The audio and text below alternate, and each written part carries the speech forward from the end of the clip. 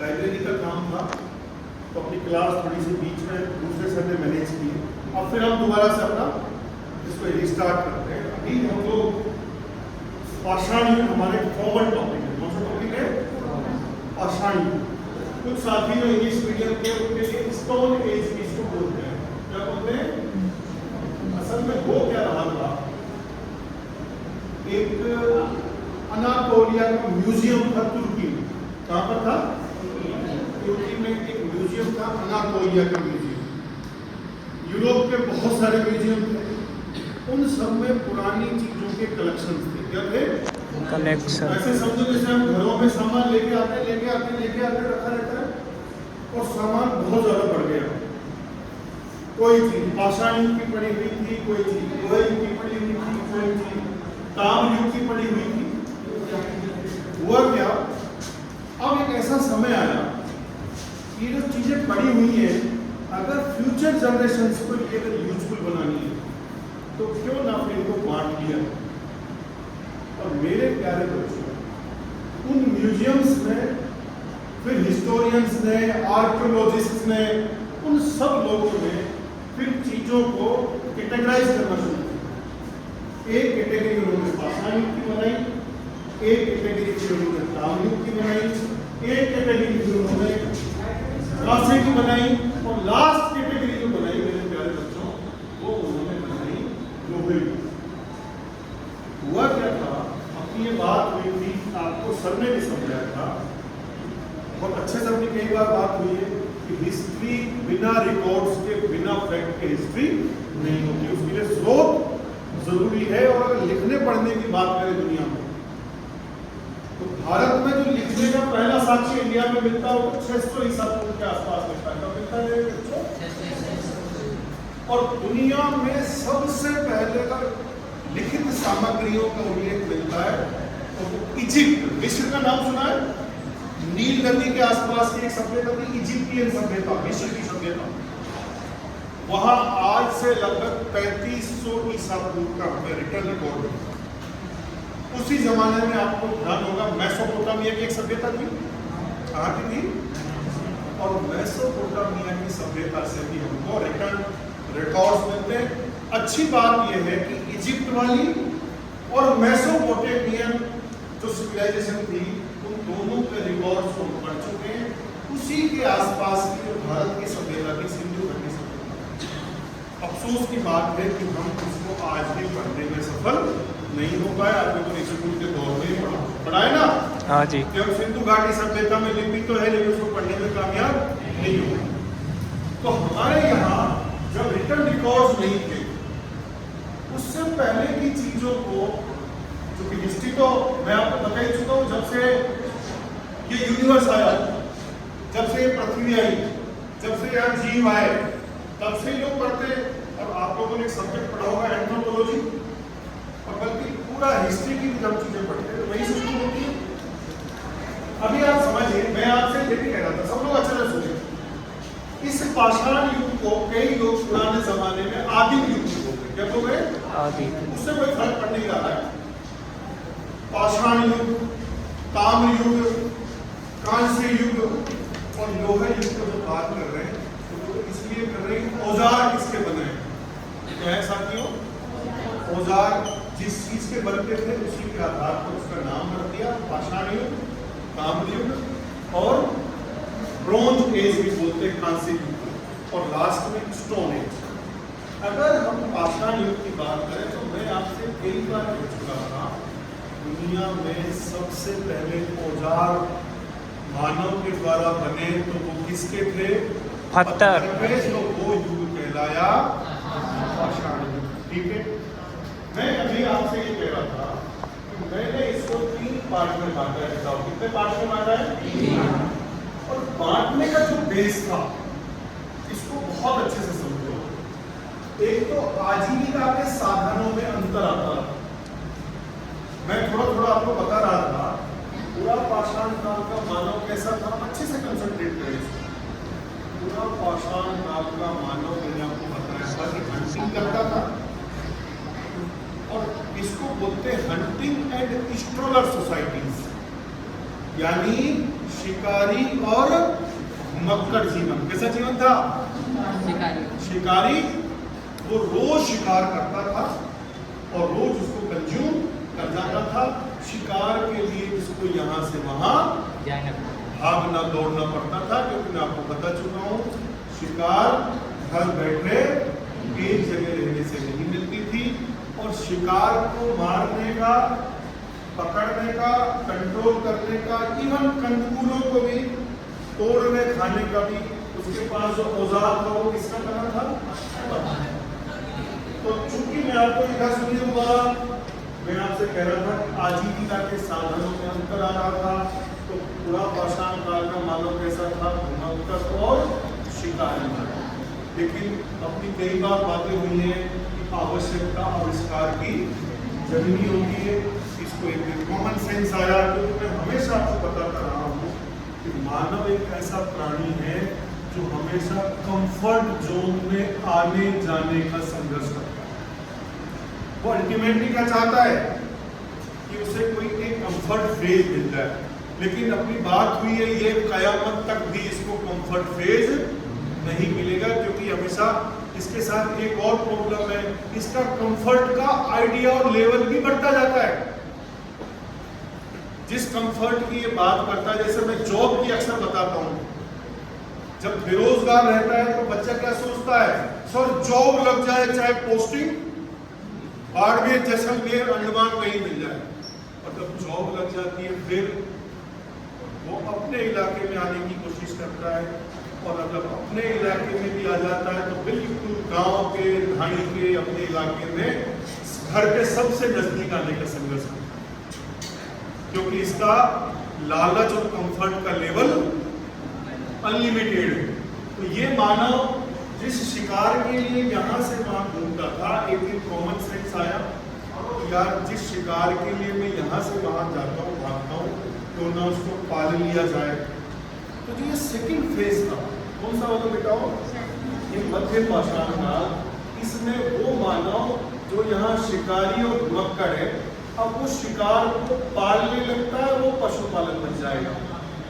तो second phase में कैसा है? वो पशुपालक है, लेकिन अभी भी उसको चारे और पानी की तलाश में यहाँ से वहां घूमना है, जाना है, भागना है। तो यहाँ भी कैसा है? पशुपालक है, लेकिन घुमक्कड़ है। कैसा है?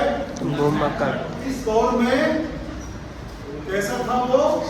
शिकारी और घुमक्कड़। यानी अंग्रेजी में क्या बता रहा था मैं? हंटिंग सोसाइटी है, स्ट्रोलर सोसाइटी। यहाँ वो पेस्टोरल है। अंग्रेजी में क्या बोलते हैं पशुपालक को? पेस्टोरल है, लेकिन अभी भी स्ट्रोलर है, यानी अभी भी घुमक्कड़ है, क्योंकि चारे और पानी के लिए अभी भी उसको यहाँ से वहां माइग्रेट करना पड़ता है। फिर एक दिन कॉमन सेंस आया, किसी चारे के लिए मुझे यहाँ से वहां जाना होता है, क्यों ना उसको उगाना शुरू कर दिया जाए। तो थर्ड फेज की जो परिस्थितियां थी, उसमें वो क्या बन गया था? पशुपालक से अब वो किसान बन गया, कृषक बन गया। क्या बन गया था? आपको मैं कही रहा था, तो किसान इसलिए भी बना कि अब उसके पास कृषि के औजार आ गए थे। क्यों आ गए थे? लोहे की खोज हो गई थी। कहाँ हुई थी लोहे की खोज सबसे पहले? मध्य एशिया। मैं बात कर रहा था अनातोलिया का पठार, टर्किश रीजन, बात कर रहा था ना मैं आपसे। तो यहाँ क्या बन गया था? थर्ड फेज में वो कृषक बन गया, और जैसे ही वो कृषक बना, अब वो स्थायी बस्तियों में निवास शुरू करेगा। क्योंकि मेरी आपसे बात हुई थी कि खेती किसानी स्थायी जीवन के बिना संभव नहीं है, उसे बच्चे की तरह पालना पड़ता है। इस वाले फेज की क्या विशेषताएं हैं? आप कहेंगे कि सर जब सर ने नव पाषाण काल बताया तो कृषि की शुरुआत हुई, और कृषि की शुरुआत के साथ ही स्थायी बस्तियों की भी शुरुआत हुई। और मैंने आपको बताया था कि मानव एक ऐसा प्राणी है, जटिलता है इसके जीवन में। ये कब झगड़ ले, कब प्रेम कर ले, कब अटैक कर ले, अनसर्टेन है इसका बिहेवियर। कैसा है? तो फिर जब ये एक जगह रहने लगा तो पहली बार दुनिया में लॉ एंड ऑर्डर के लिए मेंटेन करने के लिए सिस्टम आएगा, प्रशासन आएगा। क्या आएगा? और फिर सिस्टम को चलाने के लिए पूरा मैनेजमेंट होगा। कृषि के उपकरण आएंगे, अटैक्स होंगे, सेनाएं आएंगी, कृषि के औजार आएंगे, तो साथ में युद्ध के औजार भी आएंगे। समझ रहे हो ना? तो ये ऐसा फेज है कि आज जिसको हम लोग जिस दौर में आज हम घूमते देखते उस जमाने का ये सबसे अर्ली फेज, उसी लीगेसी को मेंटेन कर रहे हैं हम सब लोग। तो ये कौन सा फेज था? थर्ड नवपाषाण काल की जो बड़ी खूबी थी आप कहेंगे कि सर ने बताया था कि इसमें वो कृषक बना था। मैंने आपको एक चीज और बताई थी कि आज के दौर में और पुराने दौर में सबसे बड़ा डिफरेंस क्या था? मैंने कहा था कि ये फास्ट चेंजेस का जमाना है। यहाँ चेंजेस कैसे थे? स्लो। और आपसे मैं कह रहा था कि मानव कंज्यूमर से, बताओ किससे? उपभोक्ता से कृषक बनने की यात्रा में 5 लाख साल लगे थे। कितने लगे थे? 5 साल। यानी ये कृषक से, बल्कि उपभोक्ता से कृषि के कार्य का कितना सफर है? 5 साल का। और अभी तक की कल बात हो रही थी जनरेशन जेड यानी जी, फिर जनरेशन अल्फा, जनरेशन बीटा और जनरेशन गामा। अभी तो ये बहुत फास्ट है। 1997 से शुरू कर लिया लोगों ने किसको? जनरेशन जेड को। 2012 तक, 2012 से कोविड तक का फेज और थोड़ा सा पोस्ट कोविड तक का फेज जनरेशन अल्फा। और फिर उस 2025 अभी चल रहा है आपका, इससे लेकर लगभग 2040 तक का फेज है जनरेशन बीटा। और उसके बाद तो लोग कह रहे हैं कि 100% डिवाइस लेस सोसाइटीज होंगी। वो अभी कल ही शायद न्यूज़पेपर में किसी इंडियन एक्सप्रेस में पढ़ रहा था कि अब आप सिम के लेके घूमते हो, अब सिम लेस डिवाइस ले जाएंगे। सॉफ्टवेयर है, जैसे एप्पल वगैरह तो पहले भी दे रहे थे। और बल्कि अब ऐसा फेज आएगा कि आपके पास डिवाइस नहीं है, मोबाइल नहीं होगा, सॉफ्टवेयर होंगे, उनसे ही आप, यानी कोई आपके पास फिजिबल डिवाइस नहीं होगी। तो फिर वो कौन सा फेज आएगा? Generation gamma. तो यहाँ इतनी फास्ट है और वहां स्लो चेंजेस। और मैं आपको कितनी बार बता चुका हूं कि दुनिया में अभी तक की जितने ये यात्रा हिस्ट्री में है वो हम नहीं बदले, टूल्स बदले, औजार बदले। तो सारी यात्रा किसकी है? टूल्स, औजारों। समझ रहे हो? और अभी भी जो अल्फा, बीटा, गामा, जनरेशन जी, जेड, ये सब कौन सी है? ये टूल्स हैं। इससे टूल्स से, औजारों से। और औजार क्यों बनाए उसने? अपने जीवन की जटिलताओं को सरल बनाने या खुद के फेवर में बनाने का संघर्ष। लेकिन फेवर का लेवल हमेशा बढ़ता जाएगा। मैंने तो आपको एक एग्जांपल भी दिया था कि बॉलीवुड की जिन मूवीज को ऑस्कर मिला, उनको दुनिया के बेस्ट अवार्ड्स मिले फिल्म मेकिंग के, फिल्म एक्टिंग के। और जब 10 साल 15 साल तक उन्हीं हीरोज ने, उन्हीं लोगों ने अपनी मूवीज देखी तो उन्होंने बीच में ही देखना इसलिए बंद कर दिया कि मैं इतनी गंदी एक्टिंग करता था या करती थी। क्योंकि मानव एक ऐसा प्राणी है, इसका लेवल और एक्सपोजर बढ़ता जाता है और पिछली चीजें इसको कैसी लगती हैं? एवरेज, खुद की क्षमताओं से। क्योंकि इसकी क्षमताएं और एक्सपोजर बराबर बढ़ता जाता है। तुम कभी स्कूल की किताब कॉपी अपनी देखना, राइटिंग देखोगे, मैं ऐसे लिखता था, लिखती थी, क्योंकि अब तुम थोड़े बेटर फेज में चले जाओगे। और 10 साल बाद स्कूल देखोगे ना तो क्या लगेगा? मेरे बच्चों, आप इससे और बेटर चले जाओगे, आप और बेटर करना चाहोगे। यही इसकी यात्रा है। तो मैं आपको यहाँ ये कहने की कोशिश कर रहा हूँ, आजीविका के साधनों में, जलवायु के परिवर्तन से, और बल्कि एक बात और मैंने बताई आपको, औजारों की बनावट के आधार पर। क्योंकि मैं आपसे कह रहा था, ध्यान हो तो, इस फेज में जो औजार थे इस मानव के, वो कैसे थे? वो कोई बहुत पॉलिश नहीं थे, परिष्कृत नहीं है, अनगढ़ है। जैसे अनगढ़ है, बेडौल है। मैं आपको कह रहा हूँ जैसे कोई प्ले स्कूल का बच्चा तो लिखता है, लकीरें मारता है, ऐसे ही औजार हमने बनाता है। सेकंड फेज में मैंने आपको ये भी बताया था, दुनिया का जब अमेरिकन डिफेंस के पास पहला कंप्यूटर आया था तो इस कमरे से भी बड़ा था। पहली जब मोबाइल की डिवाइसेज आ रही थी वो बड़ी ईंटों की बराबर थी, और अभी तो एप्पल 17 आ रहा है बाजार में, दुनिया का सबसे स्लिम। सुन रहे हो ना यार, अभी सितंबर में आ रहा है, और सभी गए, आप ही गए। तो फिर इस फेज में तो औजारों की बनावट कैसी थी? अनगढ़, अपरिष्कृत, अपरिपक्व। लेकिन बेटा यहाँ कैसा हो गया था? सूक्ष्म प्रकार के, परिष्कृत प्रकार के। कौन से फेज में? और यहाँ कैसा कर देगा वो? या तो वो घिसना शुरू कर देगा, पॉलिश करना शुरू कर देगा, सौंदर्य से जोड़ देगा। तो इस फेज के औजार कैसे थे? आकार में बड़े, अनगढ़ और अपरिष्कृत, अपरिपक्व।